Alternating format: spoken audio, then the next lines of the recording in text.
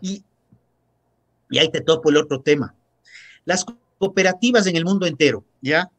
Son grupos de productores que se juntan estos productores, pero ¿con qué? No solamente con una visión de producción, se juntan con una visión de mercado, porque tú tienes que vender el producto, lo que tú dices, podemos mejorar la productividad, pero si no vendemos nos quedamos ahí mismo. Claro. Se juntan con visión de mercado, entonces industrializan y apuntan a mercado. Ejemplos importantísimos en el mundo, Column, la Cooperativa Láctea de Chile. Otro ejemplo importantísimo es la Federación Nacional de Cafetaleros de Colombia. Son dueños de esta marca que todos hemos oído alguna vez, Juan Valdés. Claro. 500,000 productores, todos aportan al fondo. Ahí, por ejemplo, el gobierno juega un papel interesante. Ya. Hace de agente recaudador. Todas las ventas de café pasan por manos del gobierno y el gobierno se las devuelve a la federación a través de un contrato que se renueva cada 10 años. O sea, es Ese como un tipo, seguro, el gobierno se vuelve un seguro ahí. no, es un fondo para fiscal. Ya. Ya, estos fondos para fiscales, hace 2 gobiernos se creyeron que eran el cuco y se prohibieron en la Constitución. Ya. O sea, ese tipo de trabas que queremos hacerlas bien duras y le metemos hasta en la Constitución la prohibición, son las que nos ayudan a complicar la vida y nos ayudan a perder competitividad. Ok. Por ahí va el camino. Claro, y en la actualidad, ¿cómo se siente el sector con las políticas que ha tratado o quiere tratar de impulsar el actual gobierno? Creo que hay una deuda pendiente y esta deuda yo creo que ya deberíamos darle por vencida y olvidarnos de hablar de qué le van a dar al sector. Ok. Se requiere un crédito de mediano largo plazo porque las actividades así lo requieren. Llámese ganadería, un bife, una picaña, un lomo, un buen plato de carne. Te demoras que en una buena conversa larga entre amigos, unos 20 minutos en comértelo. Ya. Pero para que ese lomo haya llegado al plato, tú tienes al menos 20 meses de trabajo que nadie lo ve. Entonces, un crédito no puede ser un crédito de 6 meses o de un año, Okay. y necesitamos verlo en ese ámbito. Creo que hay que hacer reformas importantes en el Código Orgánico Monetario y Financiero. Ahí, por ejemplo, está el problema primario. Pero esta visión de mediano largo plazo, el Ecuador la ha perdido desde hace rato atrás, porque usualmente vivimos de la coyuntura. Ya. Entonces, esta coyuntura tiene que ir actualizándose. Entonces, ya comenzar a dejarnos de las políticas de gobierno o las políticas del ministerio. Porque, y perdón que vuelvo a topar el tema, pero en el gobierno del que ya no está, solamente en el área industrial, en 10 años tuvimos 7 políticas industriales. Entonces, ¿a dónde mismo vamos? Porque además no eran coherentes la una con la anterior.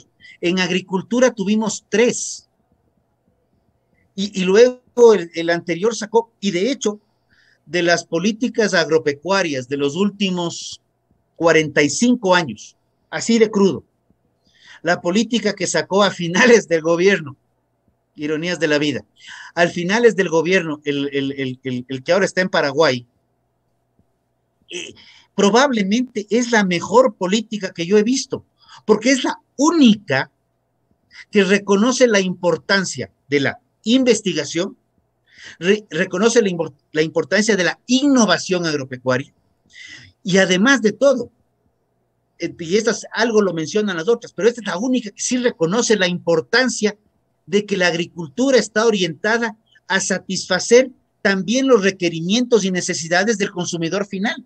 Ya. Ese es el gancho. Rodrigo, ¿usted se refería al señor Lenín Moreno? Sí, que está en Paraguay, país Ya. donde no hay Sí. extradición. Oiga, ¿por qué? Yo quiero entender esto y se lo pregunto a usted. ¿Por qué si el señor Moreno, según su criterio, ha tenido una política aceptable en este sector, ¿por qué seguimos, como usted mismo lo dice, criticando y hablando y diciendo que faltan cosas, que no puede ser posible, que esto de aquí, que esto de acá? ¿Por qué? ¿Por qué no hay un seguimiento? ¿Qué pasa ahora con el presidente? ¿De pronto no tomó esas políticas? Lamentablemente y se lo dije a la persona que estuvo acompañando en la implementación de esa política en el gobierno de Moreno y que estuvo asesorando en su momento en la campaña al presidente Lasso. A él personalmente es hombre. Se lo dije. ¿Cómo así? Tú que estabas armando esto, que es lo único coherente que yo he leído, con esos términos, ¿eh? Está bien, está bien. Y luego estuviste con el siguiente, no impulsaste lo mismo. Claro. O sea, perdón, o sea, pero eso tiene que ver con algo que me han dicho y te lo dicen este es tu canal, pero si sales del canal y entra otro, es que el Nelson hacía mal y hay que refundar todo. Ay. Aquí nos encanta refundar en lo público y en lo privado. Y por eso hablo de la importancia de políticas de Estado, claro, en donde ya no importa cómo se llama el presidente o el ministro o el viceministro o el que sea. Hay una línea clara.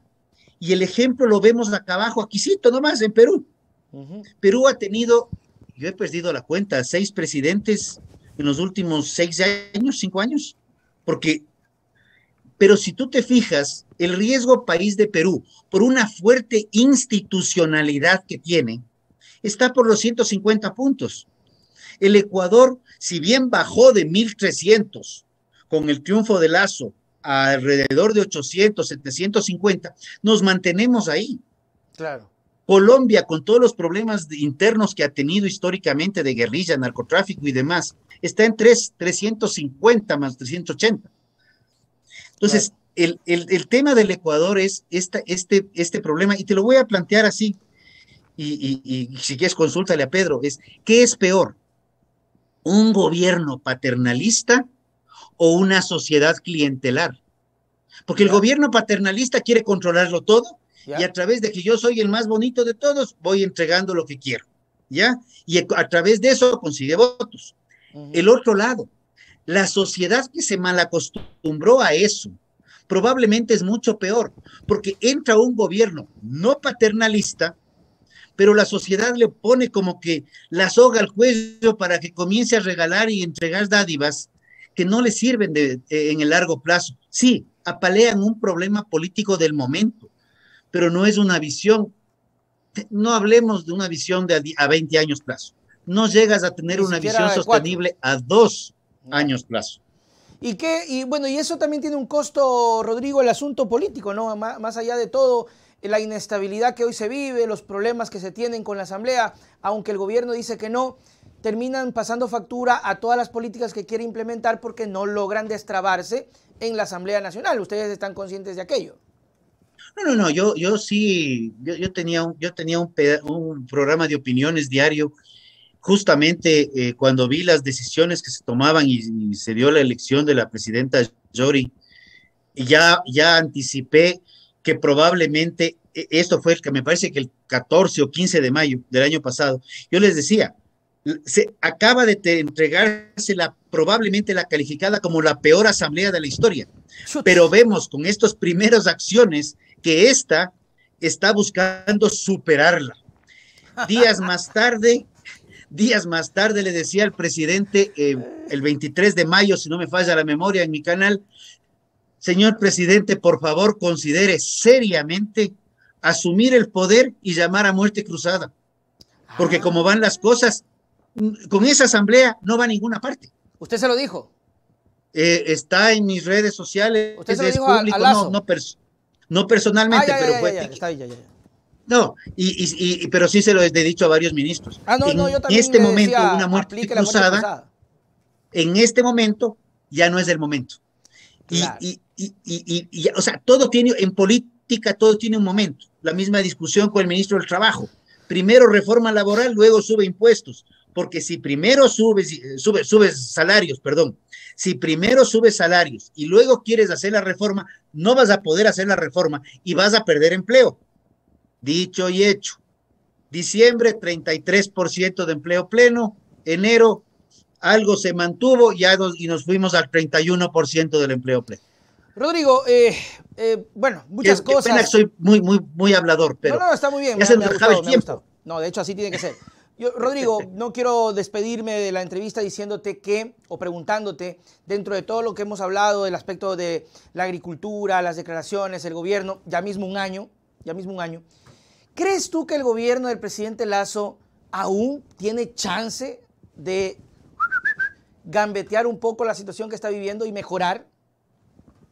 Nelson, en política se dice que se fríen granizos Así y es. hasta se los dora.